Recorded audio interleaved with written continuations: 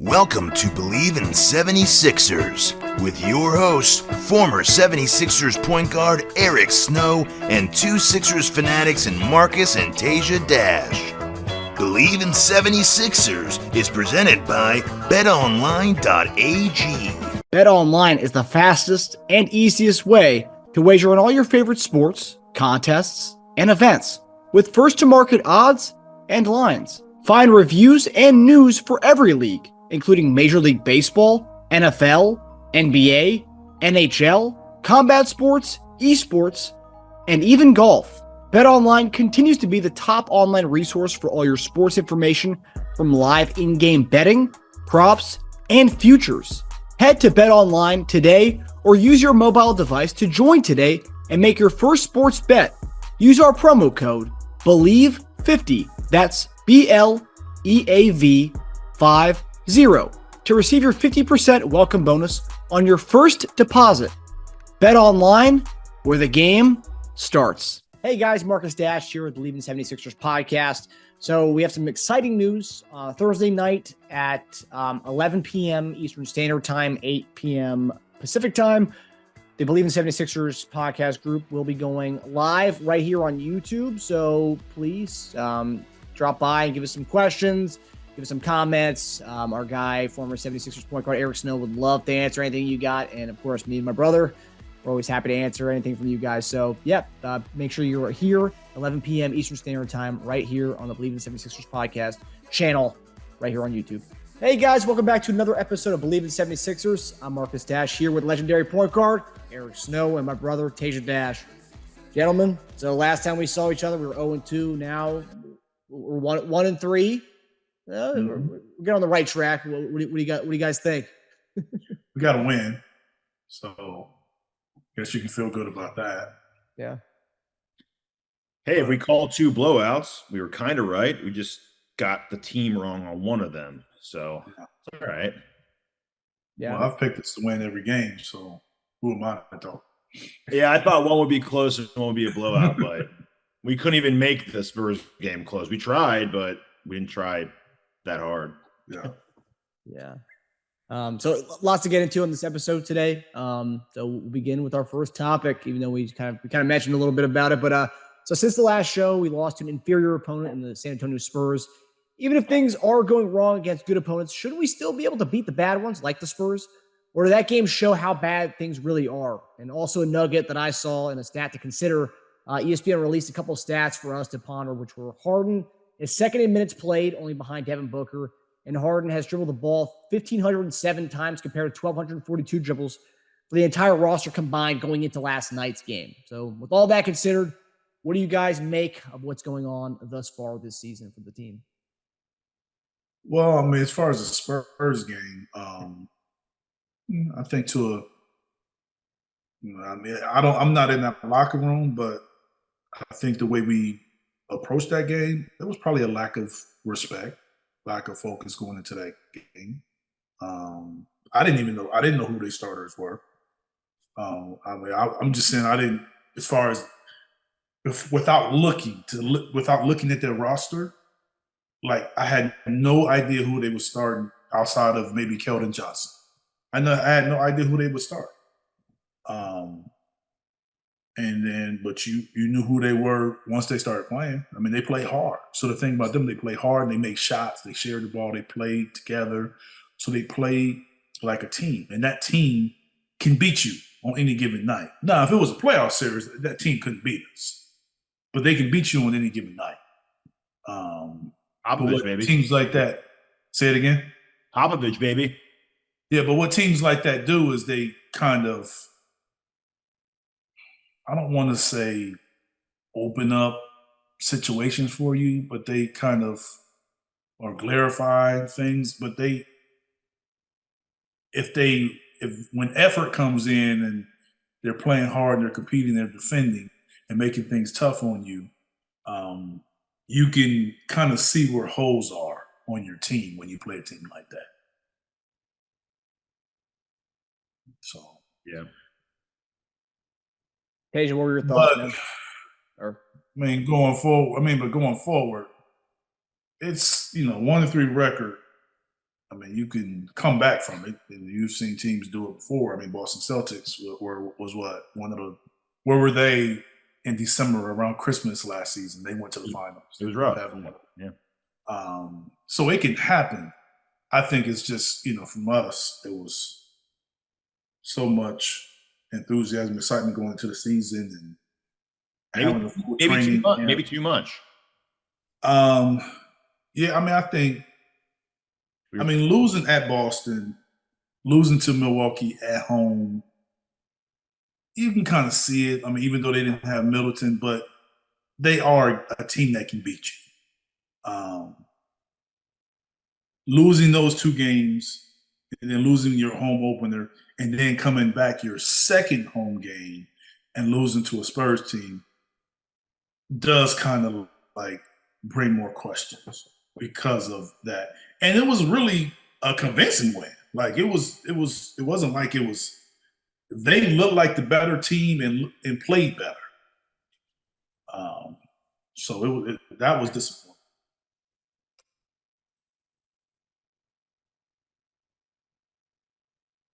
Teja? Yeah, the Spurs were supposed to be our get right game, right? But I think the players more than anyone thought that as well. Like, this is our get right game, but you have to get the right. It's not just handed to you. And just because you go into it going, oh, we're better than the Spurs on paper, it's going to be fine. We'll just win because that's what we're supposed to do against an inferior team. But the effort wasn't there. Players still have to rebound. Players still have to run the floor and play defense and transition. Pirtle was grabbing rebounds like Dennis Rodman down the stretch, and we were trying to claw our way back, and it was just pathetic. I was just like, I was hitting my head just being like, man, I mean, you got to get a rebound. Our problems are still the same from the playoffs. I mean, did they think Tucker was just going to come and average 15 rebounds a game for us? It's not going to happen. Someone else outside of Embiid, and now Tucker, scrounging for rebounds in his 6'5" height. Someone's got to do that. I mean, just the effort just not there, and it was pathetic to watch down the stretch, end of the stretch of that game. I'd say that game was definitely a rock bottom, just because, well, we can get worse. Let me put it that. Let's say that. But so far, because like you said, I can stomach a home opener, Celtics home opener loss. Okay, Milwaukee, really good team. They have a lot of continuity. I can stomach that, but getting beat handily by the bad Spurs team, man. I mean, maybe we're not being fair enough too. Who knows? Maybe the Spurs are like that team out of nowhere this year that like fights and becomes like a 7 or 8 seed in the West. It could happen. It's way too early. They could be better than what we know of them to be right now, but they're not better than what we're supposed to be. So even if they are a 7 or 8 seed, we're still supposed to beat that kind of team at least by 7 or 8. I mean, or win it, period. Not lose by double digits. Yeah, that was bad. And it was at Philly, which is like even worse. So the team aspect's one thing, but where it happens, even worse. As far as the Harden stuff, so as of today, I checked today, he's tied for 7th in minutes. Still a lot. But our problem is that our bench has stunk the past 3 games. I feel like we're still back in the Miami series. And some of it maybe isn't fair because our bench is completely new. So it's not like there's any continuity there. They're totally new guys. We don't really have a guy off the bench to kind of become like a leader on the floor and distribute. So Harden kind of has to do that for the starters, and he's got to do it for the second unit too now. So he's back to OKC Harden and Houston Harden just full time, all the time, second unit and starters. That's why he's playing so much, because they don't have anyone to rely on the bench to kind of become the team, the floor leader. Because when Harden's gone, if you leave Maxey in there, that's great. But Maxey's not really looking to distribute like that when Harden's gone. He's like, okay, my time to score now. Now I'm going to get like 6 shots off the next like 3.5 minutes, which is great, but you're not getting anyone else involved that way. So now you don't have a real point guard on the floor once Harden leaves. And Embiid's look like he's coming off of anesthesia. So at all times, he looks out of it. No energy. So I'm going to give it a little more time. Oh my goodness! Did you just say anesthesia, man? Oh my goodness. Okay, go ahead. They're kind of like they're all slow and they're just he just looks like he's on delay, like he's on a bad Wi-Fi and everyone else is on like great Wi-Fi. I'm going to give it a little more time. I'm not going to be so hard on the bench because they're new players filling out new roles. The preseason's short. This is pretty much like preseason for them. Let them get their roles down.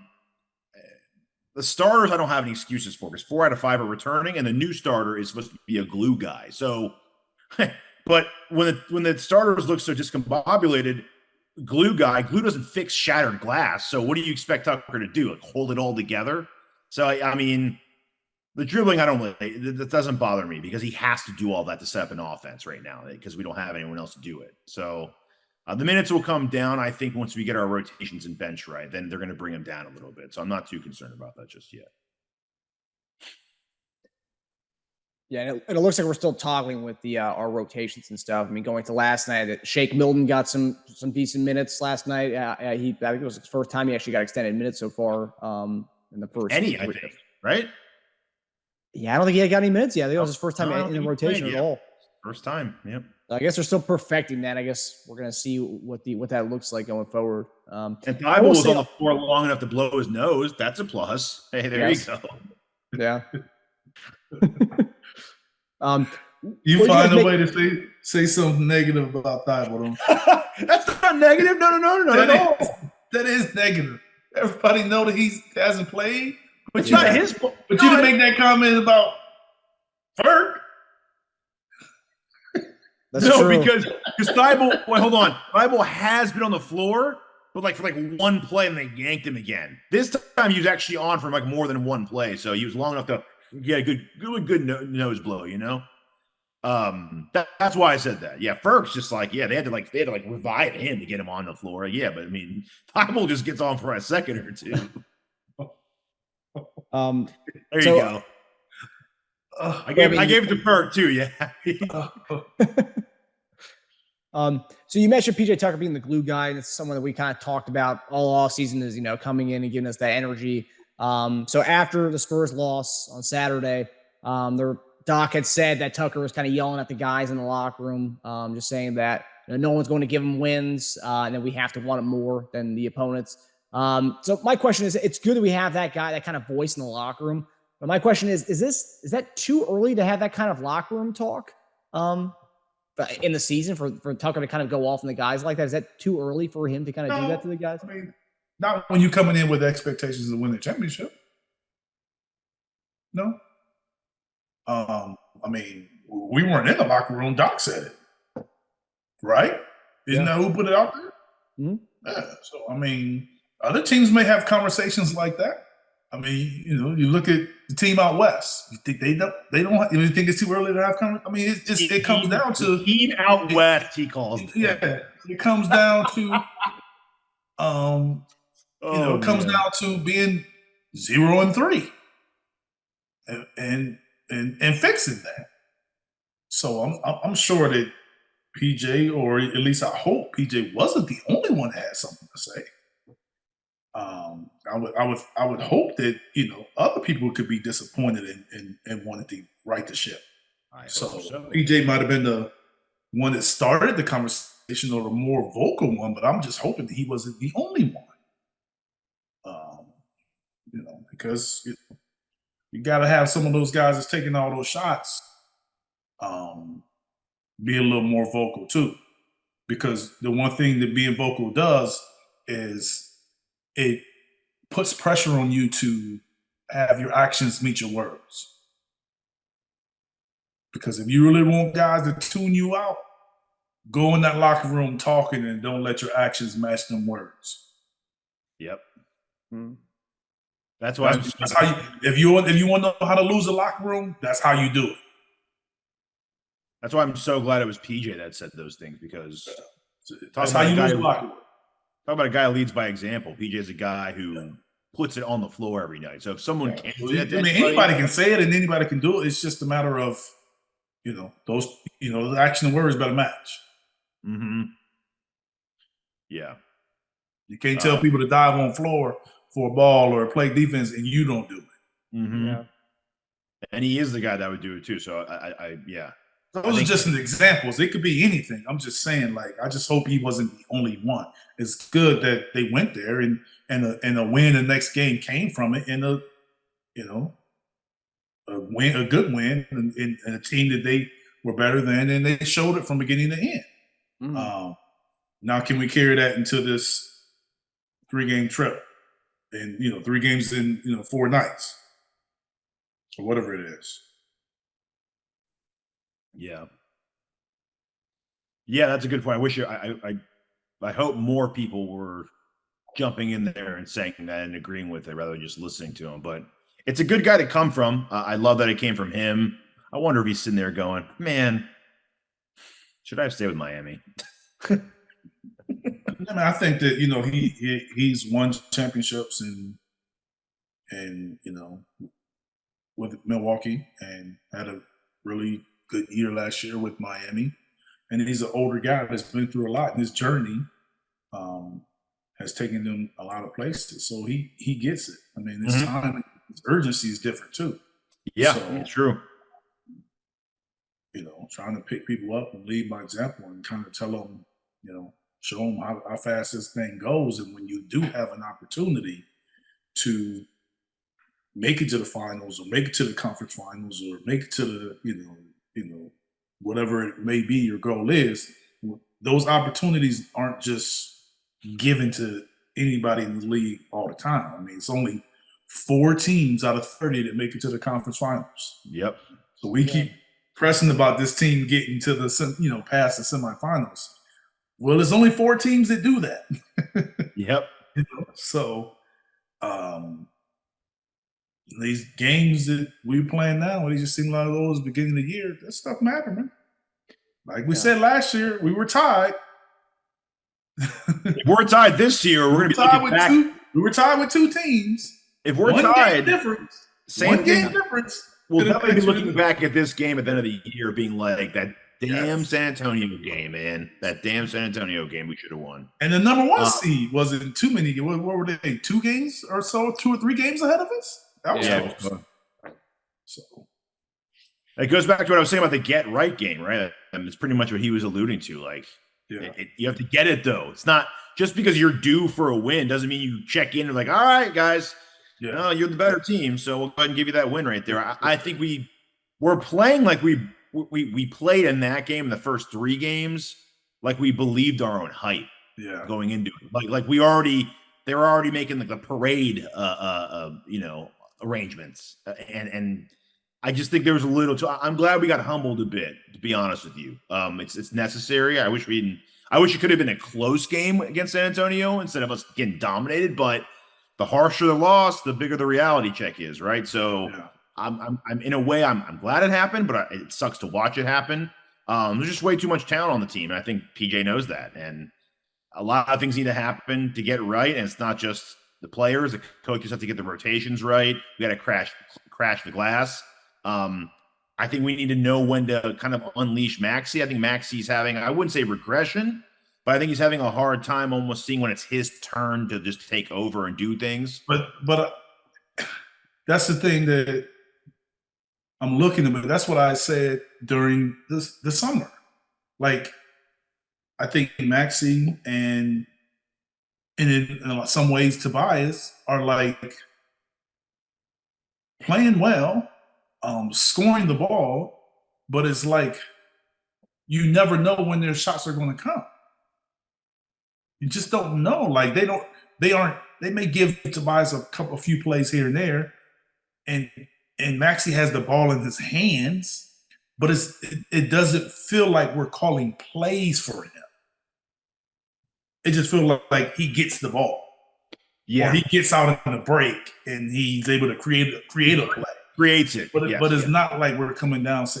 And that's the hard part. And that's why I've always said that's the hard part about averaging a lot of points or really averaging and impacting in the game because it's not really set. It's not enough touches.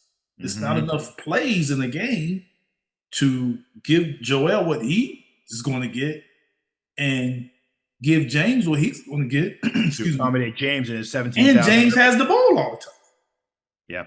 time. So. Yeah. At least, I mean, Tobias looks like he has the catch and shoot corner 3 role for the most part. He's pretty much like Tucker. Yes. He's not hesitating on plus that. 4 inches. Knocking it down, especially early in the game. It's like early in the game, he's like ready. Yeah. It seems like he get opportunity after opportunity. Then it kind of dies off as the game goes on. And to me, that tells me that's a guy that's not getting plays. He's getting opportunities. Especially when the starters are on the court together. He's definitely catch and shoot mode. When they stagger him, he has a little more a longer leash to kind of go and create ISO, post someone up, do a little turnaround. It's like for him, it's like put him in the pick and roll with Maxey or James. They're going to switch. Let him go up. Let him operate on that smaller guy. Now, if they double it, then he's going to find the guy. They don't, then let him score a few times. So I don't see stuff like that. He did it on Buddy a couple times when he was trying to guard him. He was just bullying him down in the lane. Yes. Dude, you had the size. But the Pacers is different because the Pacers were really just trying to outscore you. Like that's totally how they play. And that team won't beat you unless they shoot great. The way they're playing. To me, the way they're playing. But you go to Toronto the next game, and they are going to switch everything, and they're all outside of one guy around the same size. Yep. Yeah. With Maxey, it looks like he's looking for his turn. Our transition defense has been bad again. And then as far as just an overall that's transition defense, like I don't know how that's. I mean, you got the effort, but I really don't know how we're going to fix that. I think you can make it better. I don't know how we're going to make it really good. You got Joel, your main Joel, and you have, Tobias or PJ sitting in corners, and Maxey's roaming, and James is attacking, and it's just like you have guys and PJ's crashing the boards, and it's like, I don't know. Even when we make shots, looks like we're on transition defense. Yeah, I mean, because it's the way that we are. I mean, that's the one way that teams used to address with Shaq was to try to run them and try to get baskets, try to run them up and down, try to get baskets before he gets set and defensively. And then, people not really run into the rim like they used to because the 3-point line is such an emphasis. So you can do that. You can run to the rim, and teams are running, getting layups, and especially when James and Maxey are attacking. And a general prop note. Okay, so there's no one specific. Take the best wing scorer to go over in his points against us. Maybe even both wing scorers to go over against us. Take the team's best rebounder to go over rebounds almost every single night. You'll hit it. And then, again, we won 2 quarters against Indiana, okay? Tied 1 and lost 1. Guess which quarter we lost? Third quarter. Third quarter again. 10 straight third quarter losses dating back to last postseason. 10 straight. I mean, it's bad. That's more a pattern, man. Come on, 10 straight. That's a real stat. 10 straight dating back to we lost all third quarters against Miami and every single game this year. We beat a team by 14 and still lost the third quarter. I mean, wait. So the last game in Toronto, we lose the third quarter in the Toronto game? Because the Miami game only went 5, and then we've only had 4 games so far. That means the last Toronto game was also. I need to see. Maybe that's what it was. Maybe it was the last Toronto game too. Jeez, that's awful. But it's not good. Yeah, I'll look it up right now. But yeah, it's been a problem. At least forget about even last year, like 4 straight this year. It's like even the game we win, man. It's Yeah, just looking at this season, like you don't even have to talk about last season as much. I mean, because that's the playoffs, but but that just makes it worse. Yeah. You're looking at, that's interesting. No, 6 games, Marcus. They beat us at home in Game 6 in Miami. No. Okay. Yeah. So all 6 games against Miami, 4 games this year, 10 straight. That's rough. Yeah.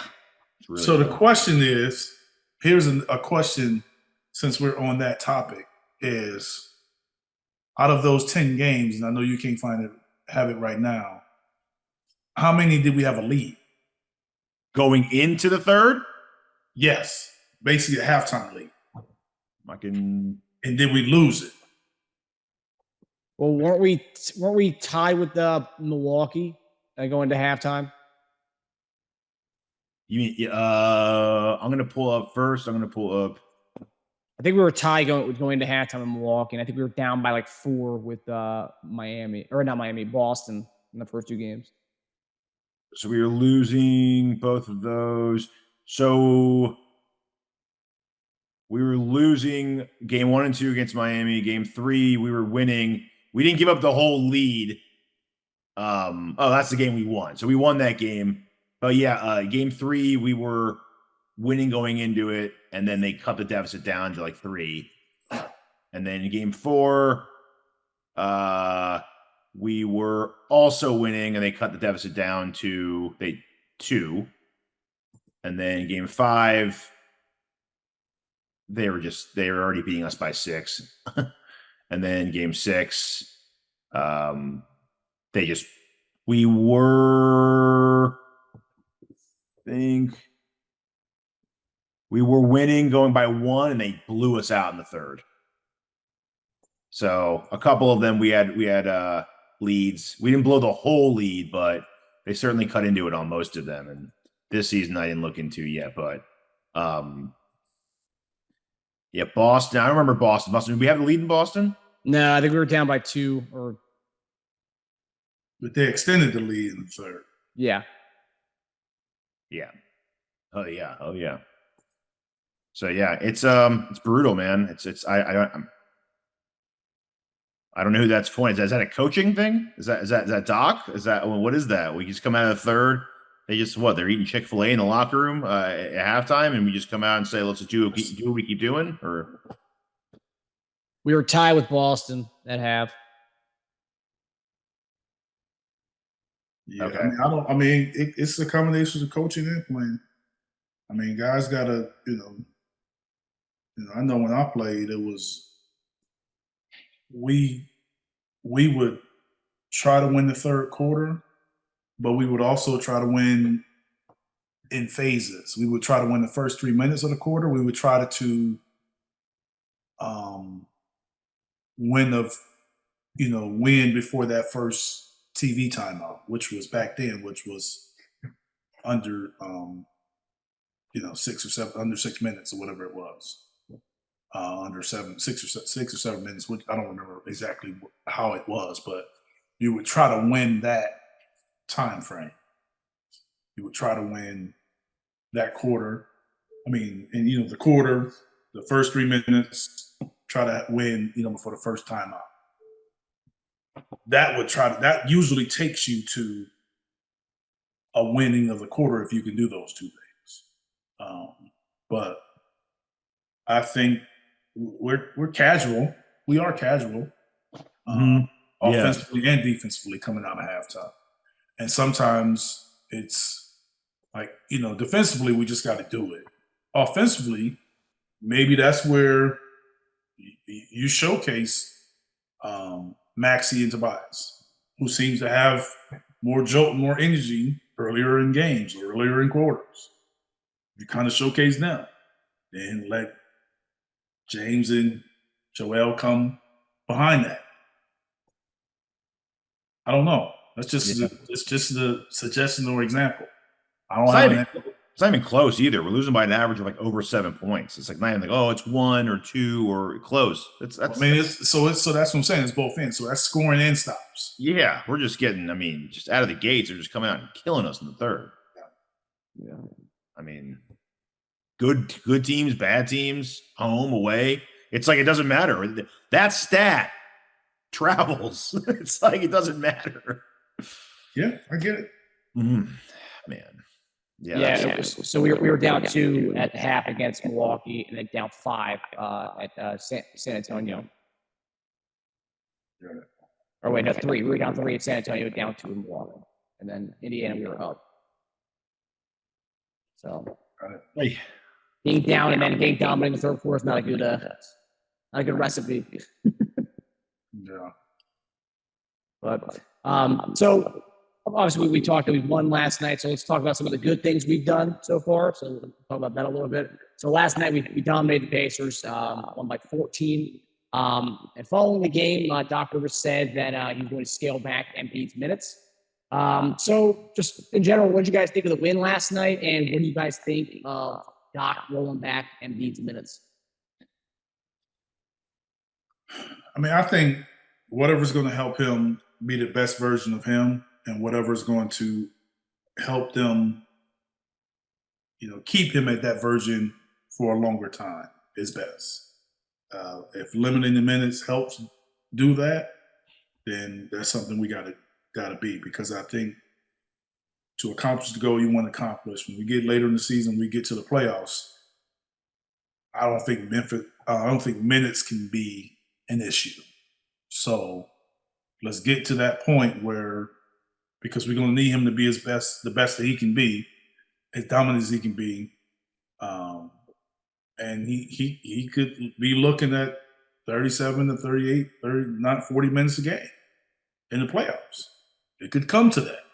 I mean, you don't have back-to-backs, but whatever gets him to that point, I'm all for it. Yeah. As far as the game goes, it was the get-right game we finally got, so that's one. But is it because we played better, or are we just super hot? We were 44% from 3. We couldn't miss in parts of that game. Embiid was a little more aggressive closer to the basket. He had 3 blocks. We looked a little more energized on both sides of the floor. And I think the 28 minutes he played really helped that too. It's like, it's funny, when I was watching it, it kind of brought me back to the 2016, 2017 Sixers and Embiid, where they would start him and they would pull him around like after like 5 minutes, and they would bring him back in with like 2 minutes left in the first. And then they kind of staggered him. But I think back then he was on like a 22 to 24 minute restriction. That was like his first season, really, his first playing season. So a little more than that. If you're going to get him to 28, I still wouldn't mind doing a variation of that and pulling him at like the 6 minute mark. Let Harrell come in, let the offense run through Harden for the rest of the first quarter, and then start him the second quarter, have Harden pulled, and then you have him play most of the second. I think that'd be a good way to kind of stagger him up a little bit too, to use him into our strengths. But I think whatever we can do to get the best of both sides of the ball, I don't want to sacrifice one for the other, because it doesn't do anything for us, because we became a worse defensive team when we did that Simmons and Harden swap and Maxey playing all the minutes. We have a couple guys who are not as good at defending. Embiid's position down low as support becomes even more important, right? So he needs to be active on defense. And I don't think he has to. We have to get back to him exerting less energy on offense, which was happening for a while with Harden, but now he's going back to like getting the ball at the top of the key and trying to do all these moves to get to the rim. It's like, man, you don't have to do all that. Like it should come much easier to him. Yeah. But if he's not going to do that, then play him less minutes, and that way he will be more energized throughout the game. So overplaying him, we won't see the best version of Embiid. I know it's when you see him out there on the floor more often, it's comforting. You're like, okay, our best player is always out there. He's out there a lot. Great. I'd rather have a 90% Embiid for 28 minutes than a 65% Embiid for 34 minutes.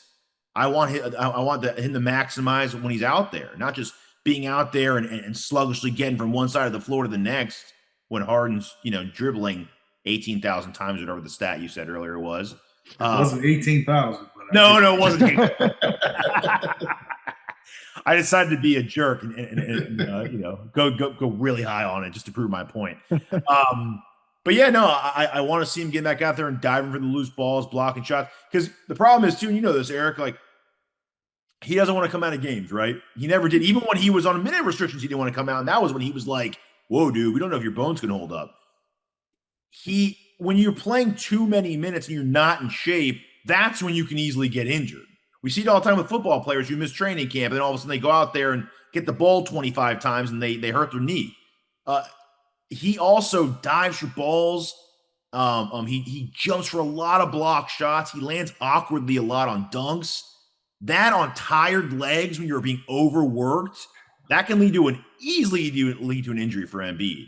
I just don't want that to happen because a lot of times he does fall a lot, dude. I told Marcus the other day, if they had an over-under, I wish they had an over-under for his falling. And it would be like a 4.5, I'd say, each game. And I might take the over on those, man. Yeah. So, like, he doesn't, because he's one of those guys, if I'm out there, I'm going to die for everything. And that's great. I love that about Joel. He plays like he's like 6'5", but he's 7+. But I want you to do that when you have your legs under you, because then you don't have that good base. You're going to land awkwardly on one leg, and boom, our season's done. It's not worth it for the extra 5 minutes a game. It's not. During that Spurs game, during the telecast, I think Kate Scott said that he worked with the person on learning how to fall properly. They said that's why he's doing it more so this year, because he's practicing how to fall properly. I mean, like, you do that during practice, so why you got to do it during the game? She said that for real? Yeah. Real comment? Landing on dunks, which I do agree with, because I don't always have the volume up when I'm watching, so I don't remember hearing that. Yeah. Interesting. Even when he dunks, because he lands on the wrong foot sometimes. Like even in the end of game, that dunk he had. Why would you practice falling? I think it's falling and landing. It's both, yeah. Like he'd been working with this person all throughout the offseason too. To practice falling and landing. Yeah. So he's not like, he's not like trying to land on certain parts of his body. I guess I forgot what the reason was behind. So that's what I'm saying. When we say landing, are we talking about just landing on his feet? Yes. Okay. I get it now. That's what I'm saying. That's why I kept asking. Like, I'm thinking, is he still practice landing on the floor, on his body? I'm like, what do you mean? Well, it was that too, because I think she mentioned like trying to catch yourself with your hands when you're going to the ground instead and kind of falling in a proper way instead of trying to like, put your hands down, trying to catch yourself where you could I guess hurt your. Aren't we taught like not to land on your wrists and your hands? Like that's like 101 of how to fall. Yeah. He puts himself in a lot of awkward positions, Eric. I'm just asking. Like he's out there playing. It looks like he's out there playing Twister sometimes, dude. All right. I mean, look, he falls a lot. A lot of it, he falls to the point where it almost looks like he's floppy. Yeah. Well, because it's happening so much. A lot of other teams' fans would say that without the almost part. They think he flops all the time. So other people think he flops? Oh, man. Other fans, they call him the flop king, dude. Got it. Well, it looks that way. It looks that way because he's bigger than everybody. So if you're bigger than everybody and then but you're falling the most, I mean, I get why people would say it, but I'm just saying, like, I don't know. Maybe it's, it could be his balance or, or maybe he just drawing. I think he's just saying, trying like, to you're the biggest and you're, I don't know, he's about Shaq's size or close to Shaq. I don't remember Shaq, like, falling very often. That's who I got to compare him to because of his size. I know they play different. They do play different. Or Hakeem. I don't remember Hakeem. Yeah, I mean, they played none of the real bigs that really But they do play different. Mm-hmm. They weren't on the perimeter like he is, and doing a lot of fadeaways and step backs and all that stuff. So Euro stepping. But it does take a lot of energy to fall. Yeah. And get back up. And you're behind the defense and hustle back. That does take more energy than just shooting and running, landing and running down. Mm-hmm. I also think I would assume they probably worked with him on when to try to catch yourself and when to just let yourself kind of like go and slide back. Because if you're landing awkwardly, you try to not fall, you can almost get injured that way too. So they're probably just saying, you know what? There's certain times, don't try to catch yourself because that's when you could hurt your knee. Just glide and fall down. So what you're saying is we have a falling issue and landing issue. I mean, that's what, right? If we're spending the off season on it and we're talking about it, we have a falling and landing issue. I'd say it's falling/conditioning issue, but yes. Tired legs. Which means that it's a concern for someone. Oh, yeah. It's a concern for, what's the concern for? Prevent injury or injury happen? Both. Yes. Because look at a lot of injuries he's had. The lower back, he landed straight on his ass. He hurt his lower back that way, his tailbone and lower back. The meniscus in the Washington series, I believe, was landing on a dunk. Yep. And they're not even like landing on a dunk. It was just like, I think he landed on his on the right. I think he landed on his right foot on that one because he did one of those like jumping Euro step dunks. And then he doesn't hang a lot. He just lets it go. And so his knees are almost hyperextended when he lands sometimes. So I heard landing lessons, and I'm like, you know what? I think he does need those actually. I would say just hang on the damn ring for an extra 2 seconds and make sure you're set, and then let go. But when you're, hey man, I'm not. Yeah, I have no idea. He's Euro stepping and dunking on people. What it is, how to help, the dress, an opinion. I can't give an opinion because I have no idea. The first time I ever heard this. You mean you weren't Euro stepping dunking on people with the wrong leg? I mean, we were doing what they called the Euro step, but it was called back then. They said step through. I thought you were going to say back then it was called travel. No. I'm saying like, but they added an extra step or a half step since I played. No, I'm saying the rule books they actually have. Oh, yes. Okay. So I thought you were making a joke. A lot of times, guys would do it. Like we practiced it actually in college at Michigan State. We called it step through. Like we actually practiced it, and we had a guy, one of our centers, Pep, did it all the time, and they called travel every time in games. So guys wouldn't do it. But we actually practiced it. Daily dozen 1, daily dozen 2. It was like one of our things we had to do before practice with Coach Heathcote. And guys were just like, I'm not doing that because they call travel. Yeah. Now in the NBA it was a little more lenient. You had some guys that would do it, they call it step through. Obviously Manu, when he came in, kind of took it to another level. Yep. Because it was a part of his game and a part of his moves that he did. It looked pretty too. Yeah, I mean, look, in him being left-handed, it was kind of different. And now guys are, start taking that, and all the people that train and work out and do all that, they start putting it into their game and adding more to it. Where coaches we had was like, "What are you doing that for? Just go shoot a layup." Like it was just like almost everything that you try to do that was kind of different. It was kind of frowned upon. Whereas now these guys practice all that stuff. So they're practicing at a young level. I mean, my younger boys at 11 and 12, they do it. Wow. They see all those older guys doing it, so they do it and they practice it. Naturally, yeah. That's the part. So they practice it and they be so excited when they do it in the game because they've practiced it. Yeah, it's great. And then I'll say, "Oh, Euro!" Oh, and they like go crazy like it's AI's crossover or something. That's funny. I noticed the Euro step though. Usually in Manu was a layup. James Harden Euro step layup. Most of them laid up. Only the really, really skilled, huge guys like Giannis and Embiid make it a habit of Euro step dunking. Like wrong leg. That's size. I mean, they're so much bigger and they got the length that they can make it a dunk. a lot of the smaller guys are making it up. Exactly. But layup, floater, or whatever it is, because of their size and how much ground you can cover. So it kind of depends on the size for that. And you got to be careful the way you land on those. So, landing lessons. Here we are, full circle. Yeah. Yeah, I get it. All right. Whatever helps him be the best he can be. Whatever helps him fall gracefully. The new age of sports. You got Mahomes practicing different arm angles. You got Embiid practicing different landing angles. New age, man. Sounds like Embiid should take up ballet. Yeah, be lighter on his feet. Yeah. Yeah. There's some they say some receivers like that do that in the offseason. They do. Oh, absolutely. I mean, I was kind of joking, but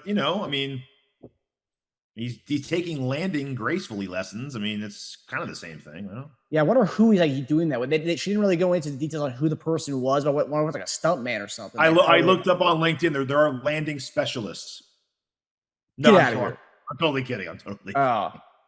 Yeah. But see, both you guys believe that. Both you guys believe that because it is. Yeah. It can be. Good luck figuring all that out. Yeah, I can't help you with that. All right, guys.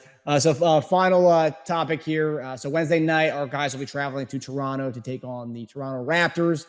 Looks like Embiid might be looking for revenge for last time he was there. He got his orbital bone fracture in the Game 6 last year. And I believe Matisse will be able to play there. I saw Kyrie playing in Toronto, so I think they've lifted that. So Matisse will be able to play. Yeah, I believe I've seen that they lifted it. So right now, based on the betting lines, it's a pick 'em. Usually the home team gets 3 points, but it doesn't look like that's happening. It's a pick 'em for this game. So who do you guys have Wednesday night and why?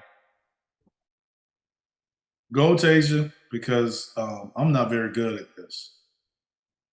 I'm just looking to see injury report. So Otto Porter, doubtful. Surprise. Scotty Barnes, right ankle sprain, questionable. Man, it sounds like we're playing the playoff game again. That's like the same exact injury report. And then Precious Achua, fine. Boucher, fine. Let's see, everyone else is okay. I'm happy for Thybulle. He his Sixer career pretty much ended in Toronto, so maybe he can revive it in Toronto now. I mean, he hasn't been the same since, so maybe he left his game in the hotel room in Toronto.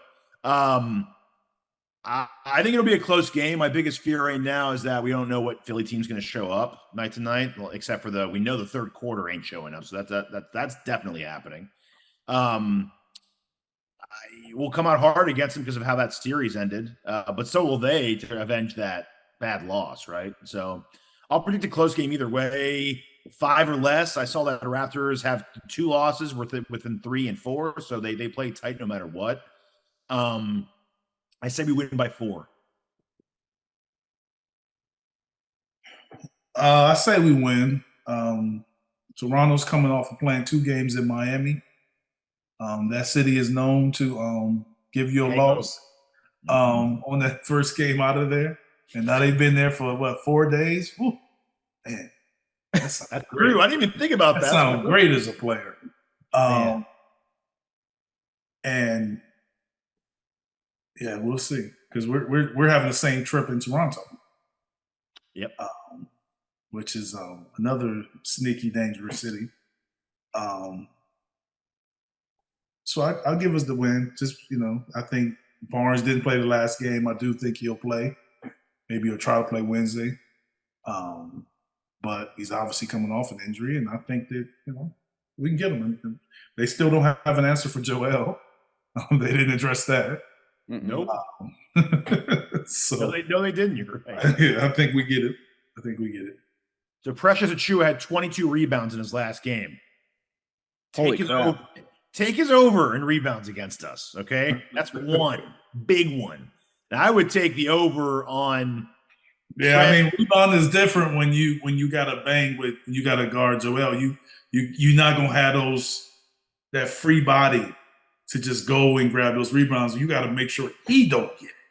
So that's where rebounds kind of can come down, because you spending more time not letting him get them instead of chasing them. Bam is a really good player, but he's a different player. Mm-hmm. you can, not necessarily play off of him, but you don't have to be as attached as maybe you do with Joel. Yeah. And then Barnes, I'm reading, when he hurt his ankle, nurse said he'd miss some time, which, like, in football terms, it's like 2 to 3 weeks. So we'll see. I mean, they're optimistic, but some time makes me feel like he won't play in the first one, maybe the second one. Yeah. Which means over in points for VanVleet, for Trent, and probably for Siakam. It sounds like you're taking Toronto, man. You're taking like all the overs on all the Toronto players. I mean, I want to take overs to the Indiana players too. We won that game. Yeah. What did Hill have in that game? I think it'll be interesting to see who you think we start PJ on Siakam. Ooh, that's a good question, right? Because last year didn't we have Joel on him? We tried Tobias, and he was eating Tobias's lunch. So maybe we try to do that. That's a good call though. And then put Tucker on Achua. You could do that. Mm-hmm. But then Achua over rebound. So who do they start in that center? Because Achua came off the bench. Oh, I think Boucher came off the bench. Boucher? No, they both came off the bench. Christian Coloco is starting, but I think Achua and Boucher will probably get. So Achua started because Barnes didn't play. No, Achua came off the bench too. Let me see who started for them actually.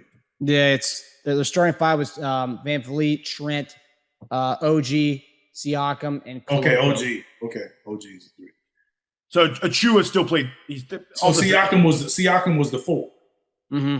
Yes, and OG was the 3. I forgot that OG because OG, yeah. And Achua played 34 minutes, so he's not starting. So when Barnes is playing, I haven't seen Toronto play this year. If Barnes is playing, who's not starting? If Barnes is playing, like when Barnes played, probably Trent off the bench. Yeah. That's a good question. Let me go to the game before that. So the other Miami game, the Nets game. Let's go to the Nets game. I know you played. Yeah, their first game, they had kind of different lineup actually. Yeah, VanVleet, Trent, Barnes, Anunoby, Siakam. So they didn't have a traditional 5. Siakam, I think would play. He would play center. Yeah. Yeah, on a small team. That was again. Yeah, you can do that against the Nets, so you can't do that against Joel. Yeah. No, they're gonna play. I think they're gonna start Coloco because I think he's a big guy. I can't even find him in that one. But yeah, busy week because we got Toronto Friday as well, and then Saturday we are at Chicago, and then Monday we come to Washington on Halloween, which I'll be going to that game. So Ooh, I'm gonna see us up close and personal. So it's a 4-game trip. Yeah. But I watched the games on the road. Yeah. Coloco's 7-1. So, yeah, they'll start Coloco against Embiid.